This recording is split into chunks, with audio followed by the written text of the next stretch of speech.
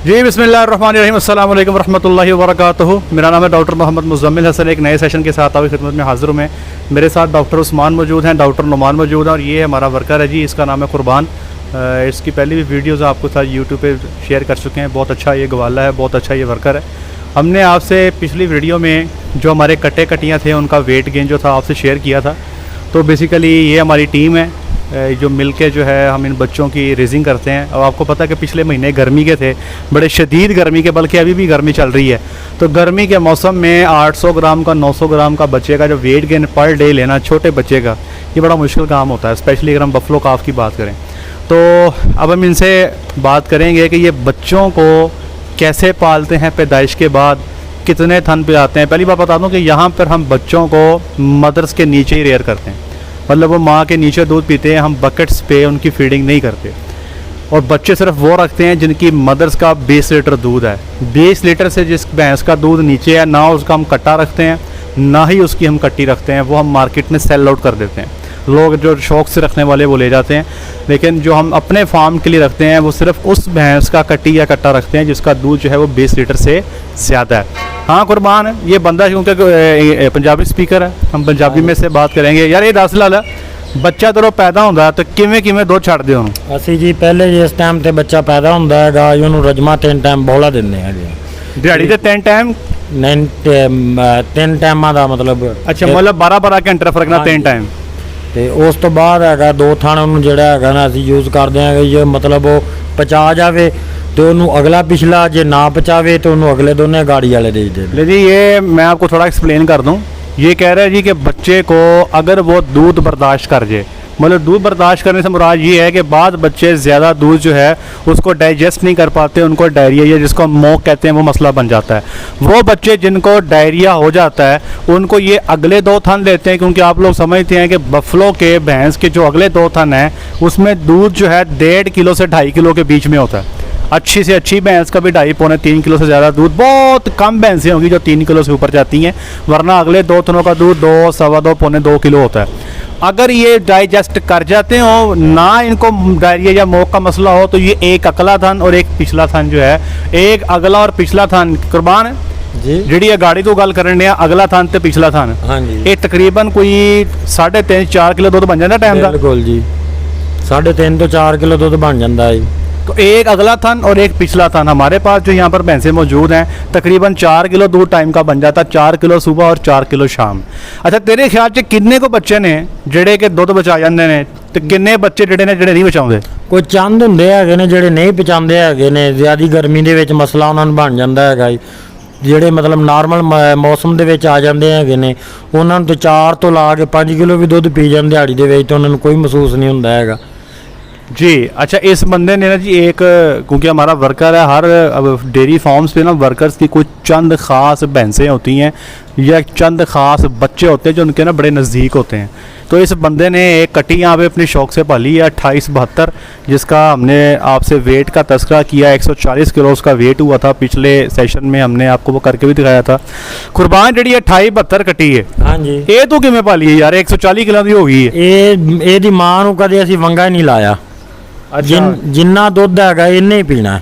ਕਿੰਨਾ ਕੁ ਦੋਸੀ ਮਾਂ ਥੱਲੇ? ਇਹਦੀ ਮਾਂ ਥੱਲੇ ਦੁੱਧ ਤਕਰੀਬਨ 4.5 ਕਿਲੋ 5 ਕਿਲੋ ਆਮ ਚਵਾਈ ਦਾ ਹੈਗਾ ਸੀ, ਤੇ ਅਸੀਂ ਉਹਨੂੰ ਕਦੇ ਵੇਖਿਆ ਨਹੀਂ ਹੈਗਾ ਵੀ ਇਹ ਛੱਡਿਆ। ਜਦੋਂ ਵੀ ਛੱਡੀ ਦਾ ਹੈਗਾ ਉਹ ਮਾਂ ਨੂੰ ਛੱਡਦੀ ਤਾਂ ਆਪੇ ਆਉਂਦੀ ਉੱਤੇ ਪਿਆ ਕੇ ਚੱਲ ਜਾਂਦੀ। ਮਤਲਬ ਤੁਸੀਂ ਅੱਜ ਤੱਕ ਇਹਦੀ ਮਾਂ ਨੂੰ ਚੋਇਆ ਹੀ ਨਹੀਂ? ਚੋਇਆ ਹੀ ਨਹੀਂ ਅਸੀਂ। ਇਹ ਜਿੰਨਾ ਦੁੱਧ ਸੀ ਇਹਦੀ ਮਾਂ ਦਾ ਇਹਨੇ ਹੀ ਪੀਤਾ? ਇਹਨੇ ਹੀ ਪੀਤਾ।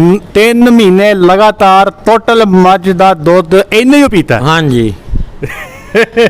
अच्छा अब मुझे देखे ना जी, तकरीबन 10 किलो दूध इसने पिया है, ठीक है। अगर थोड़ी कॉस्ट कैलकुलेशन की बात कर दूं, हमारा यहाँ पे दूध 120 रुपये किलो है भैंस का, ठीक है जी।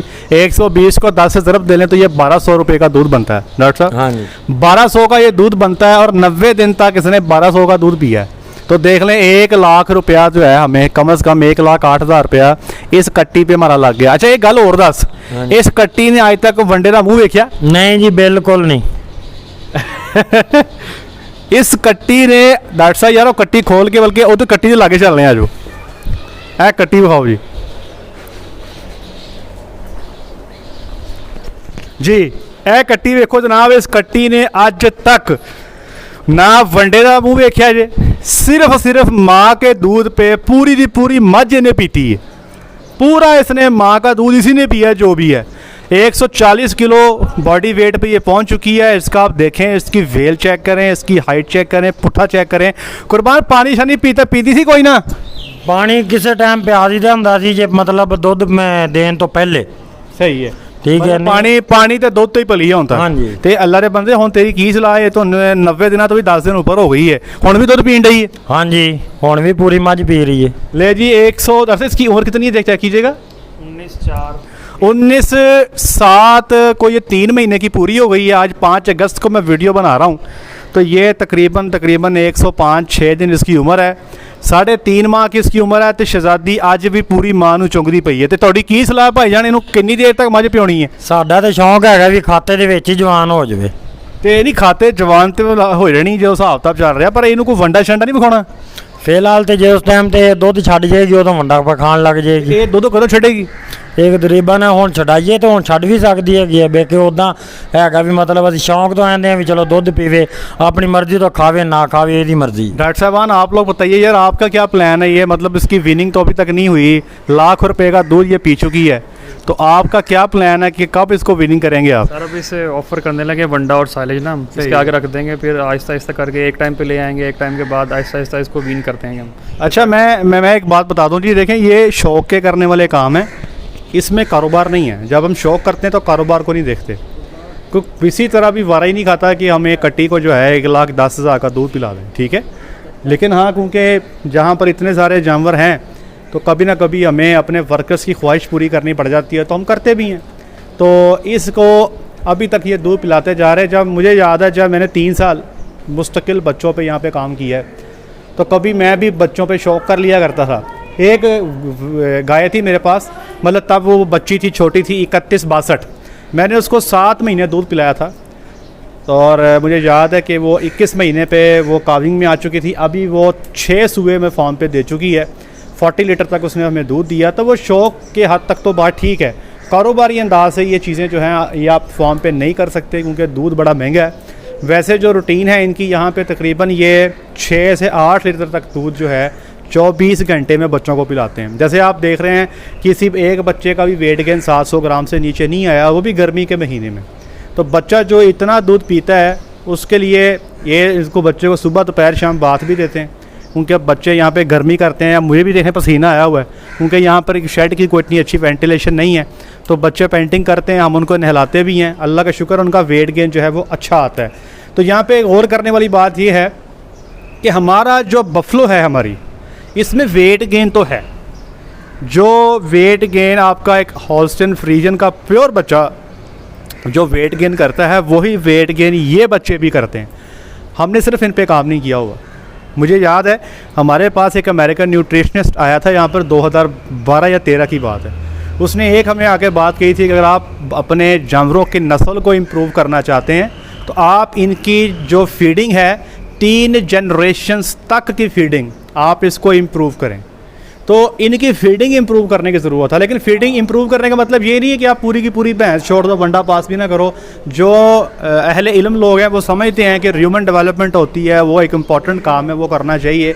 तो वो ये एक शौक़ की हद तक एक आधा पीस आप कर सकते हैं, लेकिन बच्चा वही है जो पैदाइश के बाद 8वें 10वें दिन पर जगाली शुरू कर दे। तो हमारे बच्चे अल्हम्दुलिल्लाह उनके आगे कंसंट्रेट जो है हम पैदाइश के बाद उनके आगे पढ़ा जाता है, बच्चे मुंह मारना शुरू कर देते हैं। और अब तकरीबन एवरेज इनको 6 लीटर दूध पिलाते हैं जी, 90 दिनों की अगर हम एवरेज निकालें तो 540 लीटर दूध इनको पिलाते हैं। और जब हमारा बच्चा विनिंग पे आता है तो हमारी कोशिश होती है कि वो 1 से 1.5 किलो वंडा जो है वो हमारा खा रहा हो। तो ये बाकी बच्चे जो आप देख रहे हैं ये सामने खड़े हैं, इनको हम वंडा देते हैं। देखा ना, अब ये पेंटिंग कर रहे हैं, ज़ुबान निकाल के खड़ा हुआ है। इसको नहलाने का टाइम हुआ चाहता है, इसको नहलाएंगे अब, और दिन में 3 दफ़ा इनको नहलाया जाता है। तो ये चीज़ बड़ी इंपॉर्टेंट है कि बफलो है तो बफलो का मतलब ये नहीं है कि इसको गर्मी नहीं लगती, बफलो को भी फुल भार से सही वाली गर्मी लगती है। तो बच्चों को पालने के लिए मदर्स के नीचे उनको दूध पिलाएँ, अच्छी क्वान्टिटी में पिलाएँ। अब होता पता क्या है, हमारे यहाँ अमूमी तौर पर चूँकि भैंसों का दूध कम है, जो भैंस 7-8 किलो दूध देती है, अगर वो फार्मर 6 किलो दूध बच्चे को पिला दे तो 2 लीटर दूध से फार्मर का क्या बनेगा? इसीलिए हम कहते हैं कि भैंस वो लें जो कम से कम 16 लीटर दूध देती हो, कि अगर आप 6 लीटर दूध बच्चे को दे भी दें तो 10 लीटर दूध आपके हिस्से में आए, वो अपने अखराजात को मीट कर सके। अब ये वंडा देखें, ये दिखाइएगा, ये वंडा और साइलेज जो है ये सामने खुरली में पड़ा रहता है। ये बच्चे अपनी मर्ज़ी से खाते रहते हैं और जब इनकी वीनिंग का टाइम आता है तो ये 1 किलो तक जो है ये वंडा कंज्यूम कर रहे होते हैं। आपकी मज़ीद कोई क्वेरी हो नीचे आप कमेंट सेक्शन में पूछ सकते हैं। अपना ख्याल रखिएगा, दुआ में याद रखिएगा। अस्सलाम वालेकुम।